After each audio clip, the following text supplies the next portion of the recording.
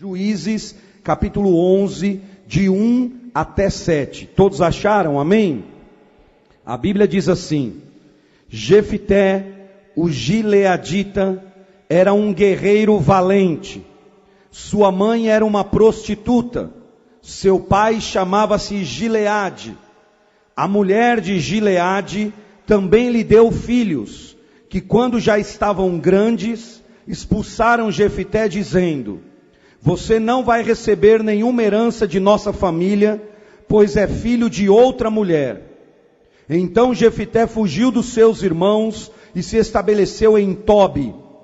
Ali, um bando de vadios uniu-se a ele e o seguia. Algum tempo depois, quando os amonitas entraram em guerra contra Israel, os líderes de Gileade foram buscar Jefité em Tobi.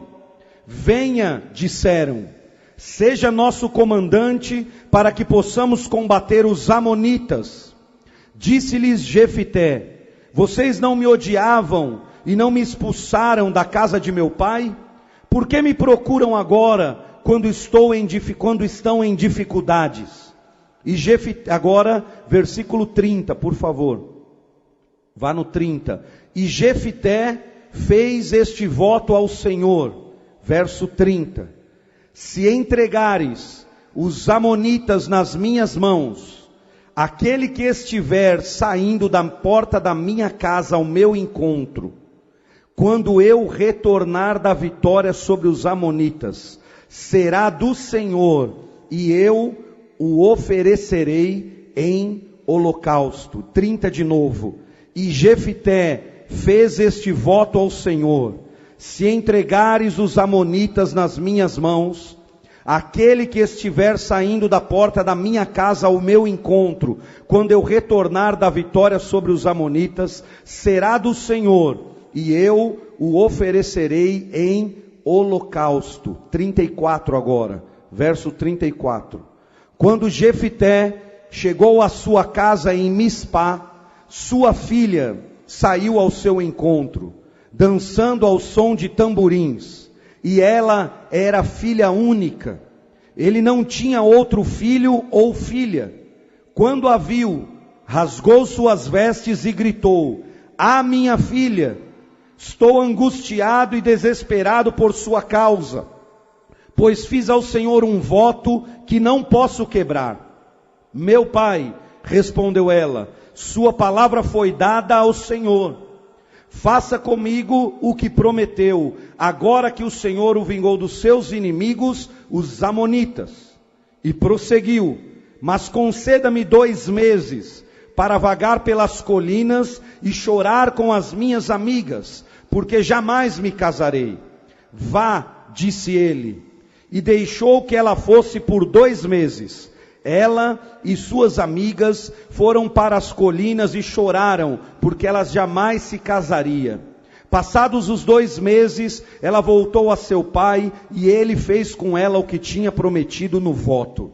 Assim, ela nunca deixou de ser virgem. Daí vem o costume em Israel, de saírem as moças durante 4 dias, todos os anos, para celebrar a memória da filha de Jefité, o gileadita. Até aqui, vamos fazer uma oração. Feche os seus olhos. Pai querido, Deus amado, estamos diante da tua palavra, que é sempre um desafio para nós.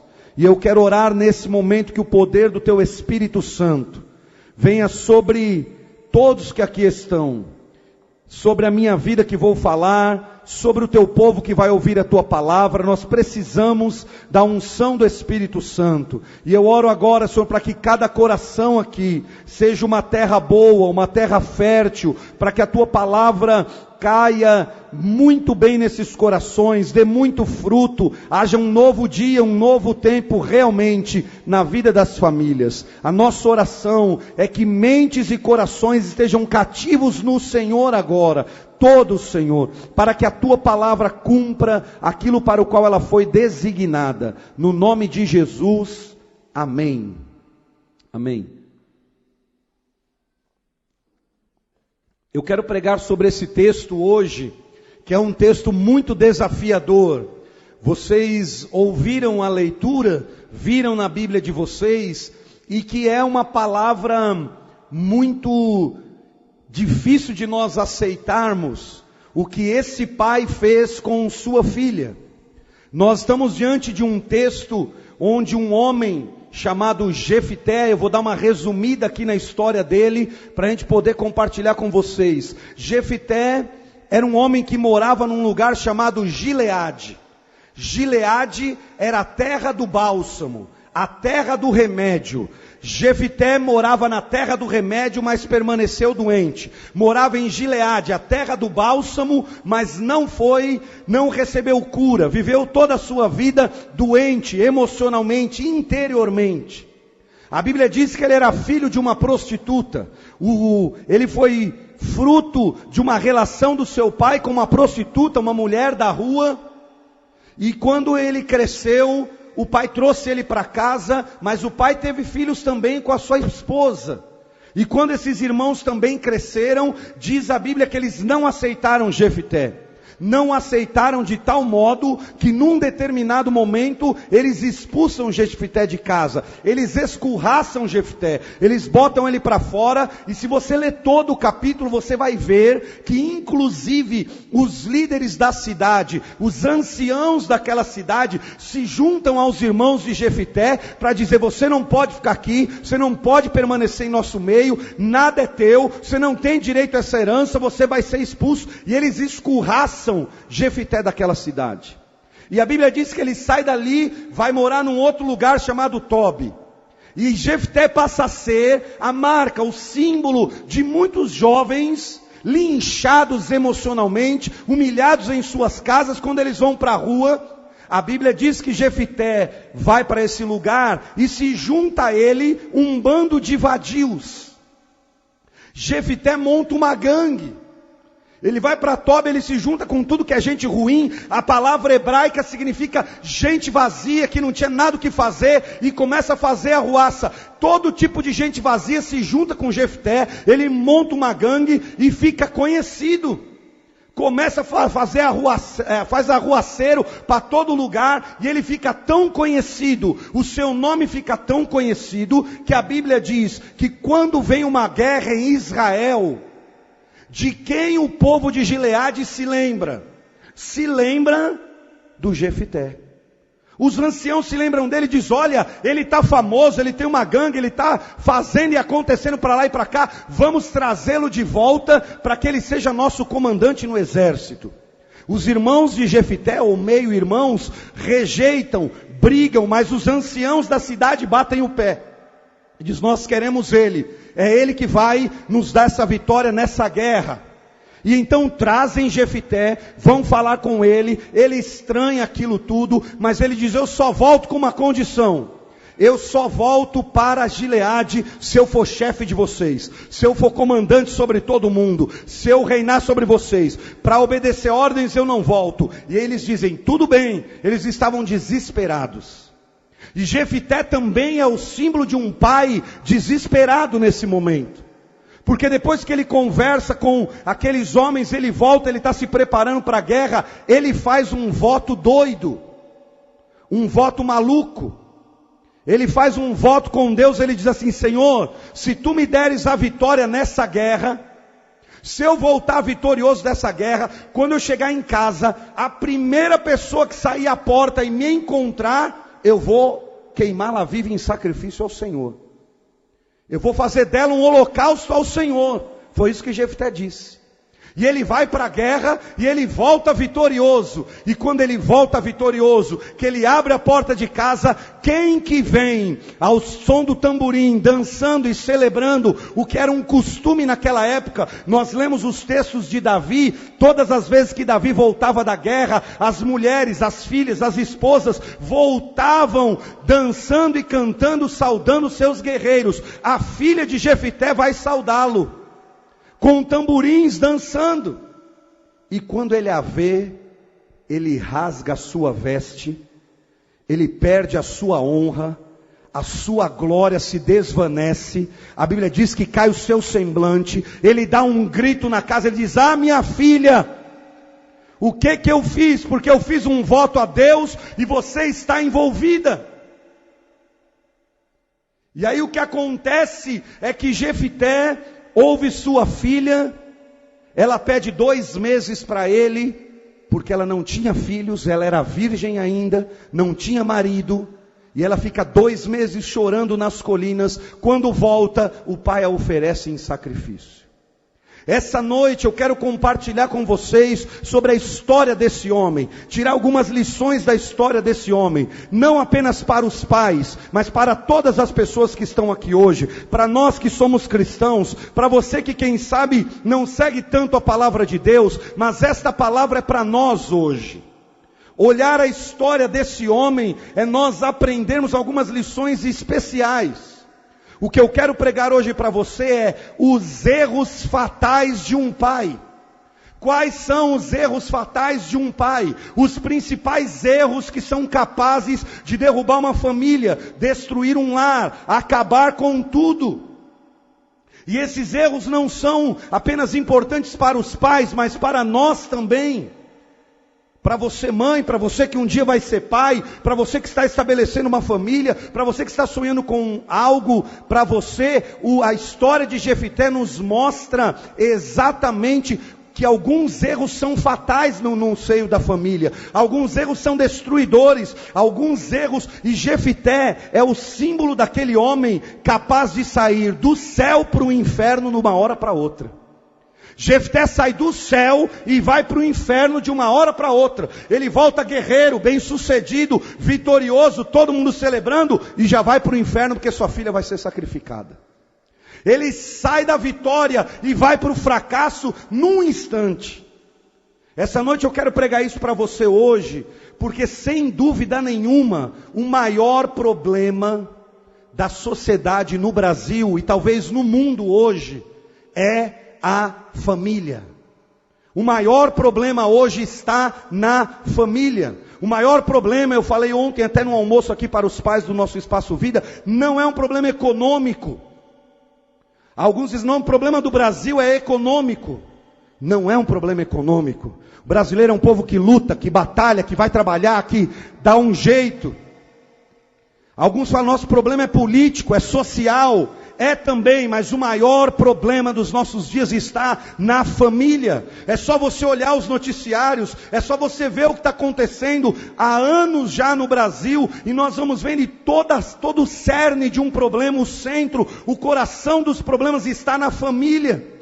Jamais dá para ter uma igreja forte com famílias fracas. Jamais seremos um país forte com famílias fracas. Jamais seremos uma cidade forte se as famílias forem fracas. Tudo começa na família. E hoje nós sabemos que metade dos casamentos, por exemplo, que começam, terminam. E uma estatística agora recente diz que 70% das pessoas que casam de novo, vão para o segundo casamento, percebem que os problemas do segundo casamento são maiores do que os do primeiro. 70% dessas pessoas. Um grupo de psicólogos da USP divulgou uma pesquisa agora de que o impacto de um divórcio na vida de uma criança é mais doloroso, mais forte do que a morte de um dos pais, irmão. Foi divulgado agora. O impacto de um divórcio na vida de uma criança, um adolescente, é mais forte do que até a própria morte de um deles. E o divórcio virou agora não mais uma exceção, como Jesus ensinou, mas virou a regra. E a Bíblia está nos dizendo, a história desse homem é a história de um homem que nenhuma vitória na sua vida compensa a perda na família. Ele ganhou a guerra, mas perdeu a filha, perdeu a continuação da sua descendência, perdeu a continuidade do seu nome. Jefité foi capaz de cortar pela raiz todo o futuro da sua família. E o que eu quero lhe dizer hoje é, não sacrifique sua família, não sacrifique sua casa por nada. Jefité é um guerreiro especial no Antigo Testamento. Escuta isso, querido. Jefité é o único guerreiro do Antigo Testamento invicto. Nós sempre falamos e ouvimos de Davi, o grande guerreiro, mas Davi perdeu guerra. Josué, o substituto de Moisés, grande guerreiro, também perdeu guerra. Jefté não perde nenhuma batalha, não perdeu nenhuma guerra, ele estava invicto militarmente. Entretanto, perdeu sua casa, perdeu sua família, jogou toda a sua casa no lixo. Ao ser expulso de casa, ele vai montar sua gangue, ele se desvia, e aí Jefté passa a carregar. E eu quero falar sobre isso a vocês. Ele passa a carregar um trauma, uma dor, umas feridas do seu passado. Quando ele é escorraçado de Gileade, ele sai da terra do bálsamo, vai para outra terra, e ele passa a viver como um homem escorraçado. E a história dele é de um homem que viveu na terra do bálsamo, mas não foi curado. De um homem que viveu na terra do remédio, mas nunca encontrou cura para si mesmo. Você pode viver a sua vida toda doente. Doente por uma marca do passado, uma traição, uma perda, uma frustração familiar. Você pode viver toda a sua vida, até estar na igreja, toda a sua vida, e mesmo assim estar doente. Não ser curado, mas esse homem aqui enfrentou uma carga, um linchamento emocional muito forte. A Bíblia diz que ele foi rejeitado pelos seus irmãos. A Bíblia diz que ele conviveu com a indiferença do pai. A Bíblia diz que ele enfrentou a vergonha da mãe.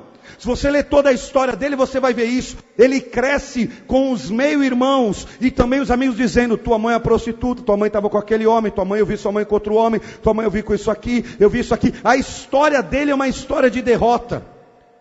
Jefté foi um pai desastroso, porque foi um filho ferido. Ele foi um pai com a vida, a ponto de arriscar sua filha, sacrificar sua filha, porque era um homem ferido. Ele saiu de casa, mas as feridas não saíram dele.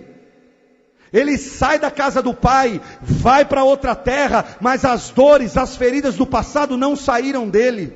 E isso aqui é muito importante, querido. Você pode mudar de país, de cidade, de igreja, mas se houverem feridas no teu coração, marcas familiares do teu passado, elas não vão embora. A única possibilidade de você vencer isso, feridas, marcas do passado, dores familiares, famílias que começaram errado, que tudo se deu errado, a única chance de sobrevivência é cura, e essa cura só se dá na pessoa querida do Senhor Jesus Cristo. Só nele a cura, só nele a restauração, só nele há novo tempo para a família. Olha que coisa interessante, essa saída de Jefté de casa, mas a dor não sai dele, é interessante, porque muitos jovens hoje se casam para fugir dos problemas de casa. Muitas meninas se casam, se entregam aos jovens porque elas estão fugindo dos problemas de casa.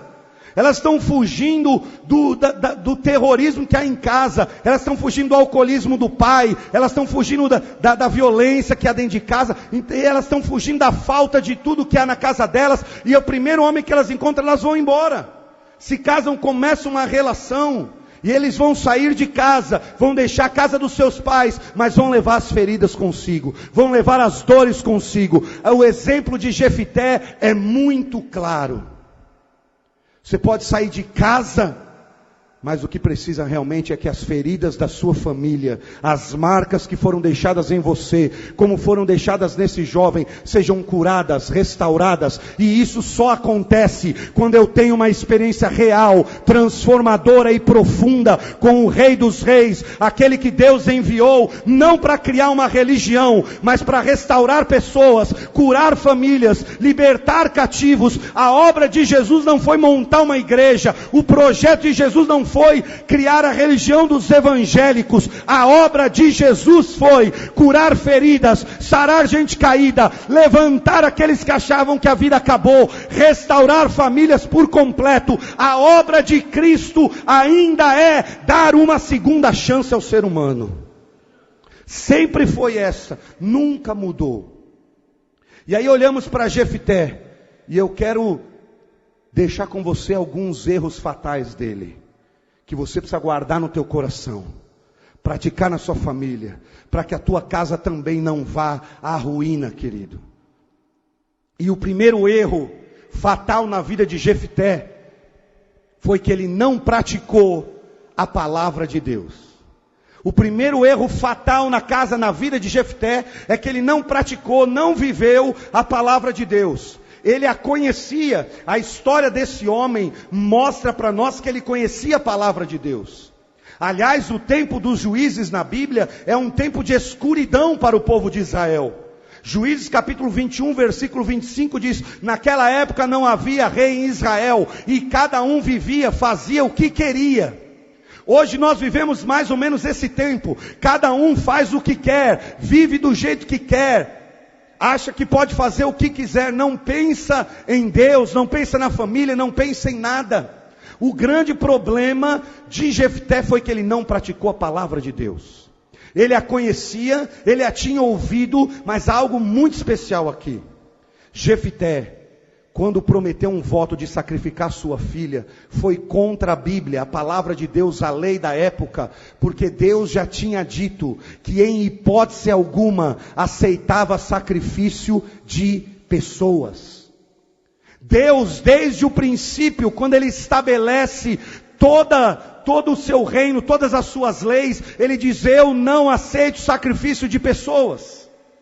E Jefté era conhecedor da palavra, sabia da palavra, mas ele sacrifica a sua filha, ele oferece sua filha, num voto maluco, ele põe a sua filha, a sua descendência, a sua família em jogo. Ele não praticou a palavra de Deus. A maior ruína da família de hoje não é porque tem menos emprego, mais moradia, as cidades cresceram ou diminuíram. O caos familiar hoje é devido à ausência de Deus. É devido à ausência dos valores espirituais em casa. É que a família começa a abrir mão daquilo que Deus ensina, daquilo que Deus fala. Se você quer que tua casa fique em pé, você não pode deixar de praticar a palavra de Deus. Jefté volta doente, volta mais enfermo do que ele saiu, volta para Gileade pior do que foi, com sede de vingança, com o coração azedo com a vida. E a Bíblia diz que ele esquece tudo que Deus tinha dito e faz esse voto. O que eu estou lhe dizendo é que você não pode abrir mão na tua casa da palavra de Deus, de criar a tua família diante da presença de Deus. O que eu estou falando aqui hoje é que se tem algo que nós não podemos abrir mão, são das coisas principais do Evangelho. Porque eu tenho visto, irmãos, isso para mim é estarrecedor. Como pessoas são abençoadas por Deus, prosperam, Deus lhe dá bênçãos, Deus aumenta muito a vida deles, eles crescem. Claro que há exceções, não estou generalizando, mas pessoas que recebem bênçãos e depois elas vão perdendo os valores espirituais. Elas se esquecem o valor do culto. Elas se esquecem o valor da reunião, elas se esquecem o valor da comunhão, elas se esquecem o valor da leitura bíblica, elas se esquecem o valor da oração, elas se esquecem que o mais importante é estar na presença de Deus. Eu falo isso para você porque é o que eu tenho encontrado, gente que foi tão abençoada por Deus, mas começa a abrir mão dos valores da presença de Deus. Isso aqui não precisa mais tanto, não precisa ser tão firme, não precisa ser tanto assim, não precisa também tanto na igreja assim, e era gente firme.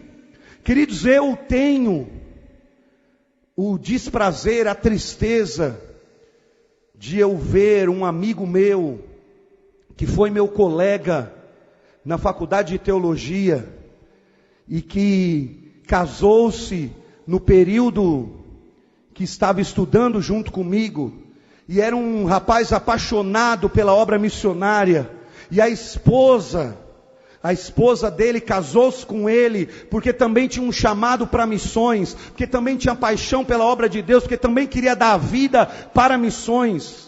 E um tempo atrás eu fui pregar em São Paulo, e ela veio ao meu encontro, ela soube que eu ia estar lá, e veio falar comigo, para pedir para eu conversar com o marido dela.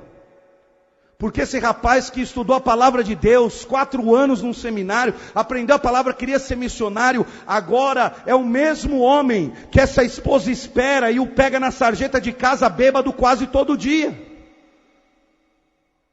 Porque ele foi abrindo mão, foram abrindo mão dos valores espirituais, nós vamos abrindo mão. Se tem algo que você não pode abrir mão, é da prática da palavra de Deus, de deixar que os valores da palavra, aquilo que Deus está ensinando, se você quer que tua casa fique em pé, não podemos cometer o primeiro erro que esse homem cometeu. Ele não praticou a palavra de Deus, e Jesus ensinou o seguinte: a grande verdade é, meu irmão, o que você mais precisa, não é que você tem que orar mais, cantar mais, ler mais. O que você precisa é praticar a palavra de Deus.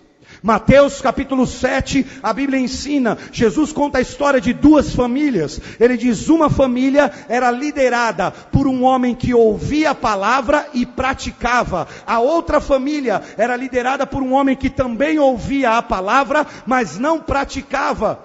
E Jesus disse, virão as chuvas, virão os ventos. E a casa daquele homem que não praticava a palavra é o símbolo de uma casa construída sobre a areia. A casa do homem que praticava a palavra depois de ouvi-la era o símbolo de uma família, de uma casa construída sobre a rocha. E o que Jesus ensina é: tempestade, ventos, problemas, lutas, dificuldades virão sobre todas as casas, sobre todo mundo. Não é porque você é crente que não vai ter luta, que não virão tempestades, mas Jesus dá uma notícia.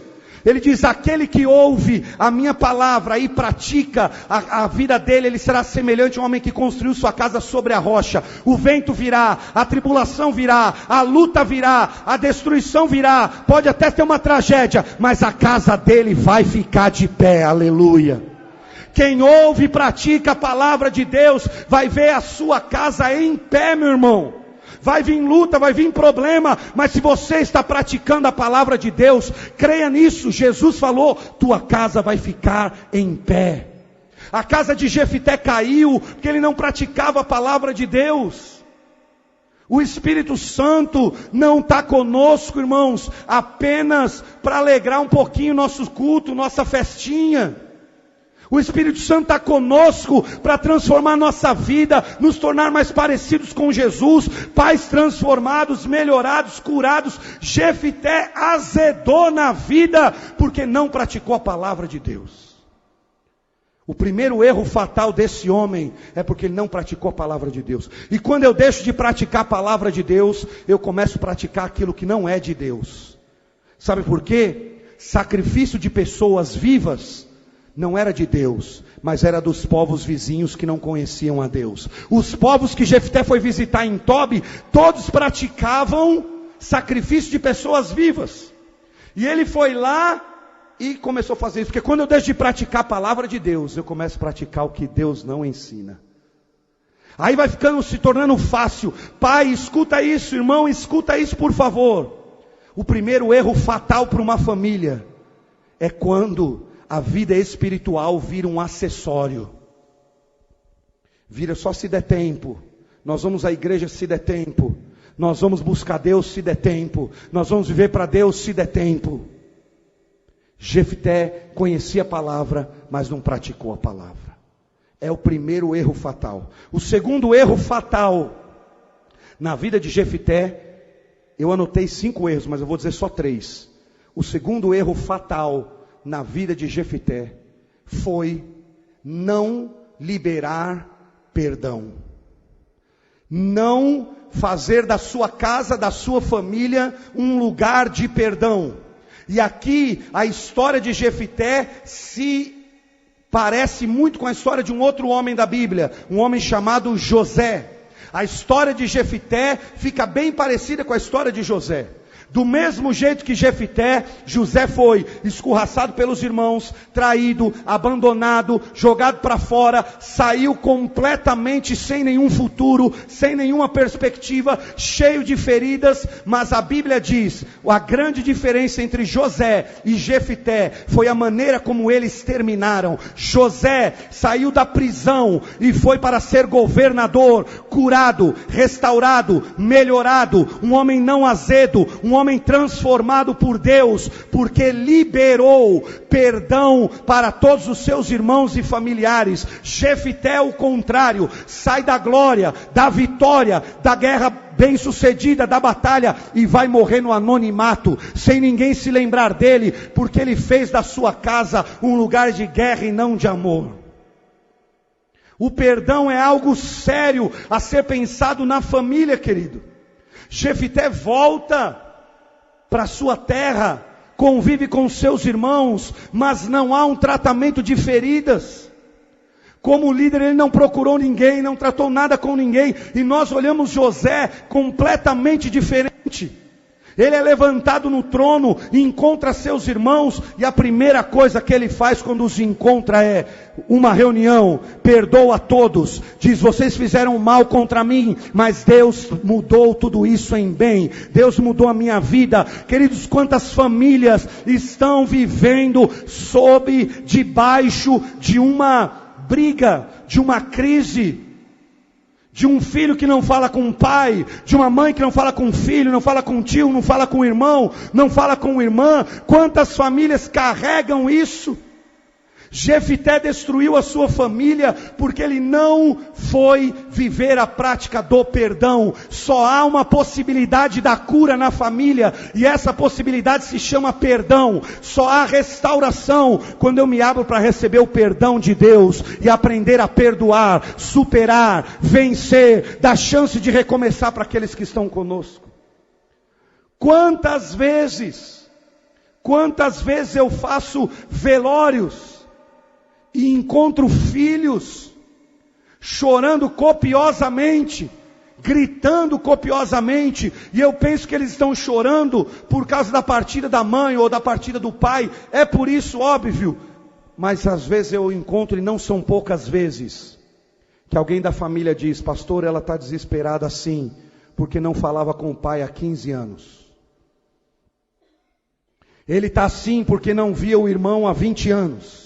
Ele está assim porque está carregando uma mágoa, uma tristeza, algo que fizeram para ele lá atrás e nunca perdoou. Eu quero lhe dizer uma coisa, querido: Deus tem um tempo novo para sua casa, para sua família por inteiro, mas vai passar pelas ruas do perdão. A cura de Deus não é apenas para nós, é para a nossa casa, e passa pela disposição nossa de liberar perdão, de construir relacionamento, porque o teu lar não pode ser um lugar de deformação, ele tem que ser um lugar de formação. Tua casa não pode ser um lugar de desesperança, tem que ser um lugar de esperança. Precisa ser um lugar onde a cura de Deus se manifesta. Tua casa tem que ser uma central terapêutica do amor, e não um lugar de ódio. No lar onde há o amor de Deus, tem lugar para o perdão, para o recomeço. Ou afinal, irmãos, por que estamos nós aqui? Será que a ceia, e há uma coisa que eu vejo que muitas vezes a igreja tem uns pensamentos, a igreja, estou dizendo a igreja do Senhor em todo lugar, muito antibíblicos. Por exemplo, nós logo pensamos: quem pegou um saquinho desse para participar da ceia são os mais santos, são os melhores, esses são crentes. Quem não pegou não é. E a ceia nada mais é do que gente que conheceu Jesus de Nazaré, o Cristo, que andou pelas ruas empoeiradas da Galileia com um único objetivo: restaurar pessoas, curar pessoas, tomar pessoas que estavam perdidas e achá-las, pessoas feridas e curá-las. Não há que nascer ninguém perfeito, ninguém que tem esse saquinho é perfeito. Quem está com esse saquinho na mão vai participar desse memorial, é porque conhece a Cristo, que nos dá a chance de ser perdoado perdoados, recuperados, restaurados, melhorados. Só nele temos nova vida, aleluia. Só nele, querido. O teu lar tem que ser um lugar de glória e não de vergonha. Um lugar de glória, onde reina o perdão, onde há predisposição para perdoar. Eu quero lhe dar uma palavra, pelo amor de Deus. Saia desse culto, pegue o seu telefone, ligue para as pessoas que você tem pendência, arrume isso, porque Deus quer fazer algo novo na tua família, mas vai passar pela liberação do perdão, irmão. Vai passar por isso, não tem jeito. Jefté acabou assim, porque ele não perdoou. Ele volta para o lugar da cura e continua doente. Ele volta para o lugar do remédio e permanece doente. Ele volta para a terra onde se fazia remédio, mas não recebe a cura, porque não tinha disposição para perdoar. Ele volta para guerrear. Ele volta só se for para ser chefe. E ele derruba a sua casa, a possibilidade de recomeço. A pior coisa para uma mulher, a maior maldição para uma mulher naquela época, era morrer sem gerar filhos. Por que você acha que a filha dele fica 2 meses chorando nas colinas? Porque a maior maldição para as mulheres naquele tempo, eram elas morrerem sem gerar filhos. Os 3 erros que eu quero deixar com vocês, fatais de Jefté. Esse pai desesperado. Primeiro, não praticou a palavra de Deus como deveria. Segundo, não viveu a prática do perdão, não aprendeu a perdoar. Querido, hoje à noite você tem que orar para o Espírito Santo, ajudar você a perdoar, liberar perdão, sarar você. Nenhum de nós é bom demais e sabe ver isso. Esta é a parte mais difícil do cristianismo. A parte boa do cristianismo light, sem nada que nós vemos hoje, de um evangelho light, é: aceita Jesus, fica assim mesmo, obrigado com todo mundo, não precisa consertar com ninguém, o importante é você ir para o céu. Eu digo, querido, o importante é você não sair da presença de Deus, mas não abrir mão de entrar no céu com todos da tua casa. E isso vai passar pelas ruas, as vias do perdão. O terceiro e último erro de Jefté, que eu quero deixar com vocês, é que ele não acreditou na cura e na restauração de Deus para a família. Jefté não acreditou na cura e restauração de Deus para a família. Deixa eu lhe dizer essa palavra hoje. Receba no teu coração, guarde-a na tua vida. Você que crê na palavra de Deus, você que crê no Senhor Jesus, guarde isso na tua vida hoje, por favor. A diferença entre José e Jefté está na maneira como cada um terminou. José acreditou na cura da família e ele manda buscar os pais. Ele acredita no perdão e sustenta os irmãos. Ele acredita no poder de Deus e recebe a cura, supera todas as suas aflições. Jefté não vive nada disso. E deixa eu lhe dar essa palavra. Se você crê, receba em nome de Jesus. Você pode ter começado mal, mas pode terminar bem. Sua vida pode ter começado com um casamento desestruturado. Você pode até ser fruto, como Jefté, de uma gravidez indesejada. Podem até dizer para você, você não era planejado, você não foi desejado. Mas Deus, o Senhor da cura, está mais interessado no teu futuro do que no teu passado. Nós estamos na igreja, e aqui é lugar de um Deus que se preocupa mais com o meu futuro do que com o meu passado. Ele pode hoje, pelo sangue de Cristo vertido na cruz, restaurar o teu passado, perdoar todas as mazelas da tua casa, da tua família, por piores que forem. Ele perdoa, restaura e pode lhe dar um novo dia, um novo tempo, um raiar de sol diferente, porque Ele é o Deus do recomeço, aleluia.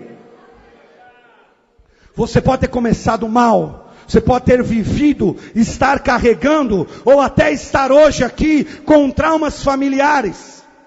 Você pode estar no lugar da cura, que é a igreja de Deus, mais doente. Você pode estar aqui hoje carregando traumas familiares, mas eu quero dizer, em Deus, a cura para você, a restauração para você, há um novo começo para você, há um novo tempo para você. Aliás, nós vamos participar da ceia, e eu vou repetir isso que já disse. A ceia é a celebração de pessoas que acreditam no Jesus da restauração. Porque se tem algo lindo na ceia do Senhor, é que quem participa são aqueles que acreditaram num novo começo, uma nova vida, e toda a história de Jesus é assim. Ele entra na casa de Zaqueu, uma casa arruinada pelo poder, e diz: hoje houve salvação nessa casa. Jesus se encontra em João 4 com a mulher samaritana e diz para ela: você já teve 5 maridos e o homem que você está não é teu marido. Mas diz para ela: tem uma nova vida, um novo tempo, um recomeço para você, e você ainda vai ser missionária minha. E a mulher se transforma na missionária de Cristo para Samaria. 5 maridos, o 6º homem não era marido dela, uma vida sentimental completamente destruída, e Jesus diz: mas eu ainda tenho projeto para você. Você pode estar com a vida familiar toda embaralhada, toda cheia de nós, mas hoje você está eu estou diante do Jesus que diz: eu ainda tenho cura, restauração, novo tempo, nova vida, nova chance. Você pode ser liberto, curado de qualquer trauma que Jefité não foi, mas você pode ser, e só basta uma coisa, é dizer: eu quero isso na minha vida. E a Bíblia diz que Jesus vem e toca a tua vida, restaura a tua família por completo. Jesus encontra uma mulher pega em adultério, e os homens dizem: Jesus, vamos apedrejá-la porque ela não serve mais para nada. Jesus disse: quem não tem pecado atira a primeira pedra, que para mim ela ainda serve. E essa mulher pega em adultério é transformada numa das auxiliares do ministério de Jesus. O que eu estou dizendo para você hoje aqui, e creia, e se você crê, eu quero lhe convidar: estenda a tua mão comigo hoje. Esta ceia, esta noite, é uma noite de um novo tempo, um novo dia na tua vida. Querido, sobre a tua casa, sobre a tua família, quero profetizar sobre a tua história hoje. Jesus ainda tem um novo tempo para você. Basta você crer que Deus ainda restaura vidas, famílias. Ele pode curar a tua família. Todas as áreas da tua casa serão impactadas pelo poder de Deus. Aleluia. Eu acho extraordinária, e vou encerrar aqui, a história de um homem na Bíblia cujo nome era Jó. Jó é o símbolo do homem que perdeu tudo na família. Perdeu filhos, perdeu o casamento, perdeu a saúde, perdeu o dinheiro, perdeu a vida emocional, perdeu os amigos, ele perde tudo. Meu irmão, a Bíblia fala que Jó era o homem mais rico do Oriente. A mulher dele só andava em camelo 4x4, irmão, com ar condicionado, tudo do bom e do melhor. E da noite para o dia o homem perde tudo, sua empresa vai à bancarrota, ele fica falido. As pessoas que encontram Jó, olham para ele e dizem: esse não tem mais jeito. A saúde é afetada, todas as áreas da família dele são afetadas. Mas escute isso que eu vou lhe dizer. Jó tinha algo consigo. E o que Jó tinha está escrito no livro de Jó, no capítulo 19, no versículo 25. Ele ainda acreditava no Deus da restauração completa, restauração da família. Tanto que ele diz, ele está sendo bombardeado de todos os lados, e ouvindo as pessoas: não tem mais jeito, vai morrer, sua vida é uma ruína. Ele diz: eu sei que o meu Redentor vive, e Ele vai se levantar sobre a face da terra e agir na minha vida ainda. E aí a história de Jó é um homem que viu todas as áreas da sua vida chegarem à ruína. Mas eu acho extraordinário, ele cria no Deus da restauração, no Deus da cura para a família, no Deus da restauração do lar, da bênção no casamento. Ele cria nisso. E tanto ele cria, que o capítulo 42, que é o último de Jó, e o versículo 12, diz assim: o Senhor abençoou a última parte da vida de Jó mais do que a primeira. O Senhor, Jó 42:12, o Senhor abençoou a segunda parte da vida de Jó mais do que a primeira. Se você crê, isso é para você hoje. O Senhor pode abençoar a segunda parte da tua vida mais do que a primeira. A segunda parte, esses novos anos, esse novo ciclo será mais abençoado que o primeiro, em nome de Jesus. José creu na cura para a família. Jefté viveu como se não tivesse cura. Você pode escolher a maneira como você quer viver. Crendo num Deus que restaura, num Jesus que cura e liberta.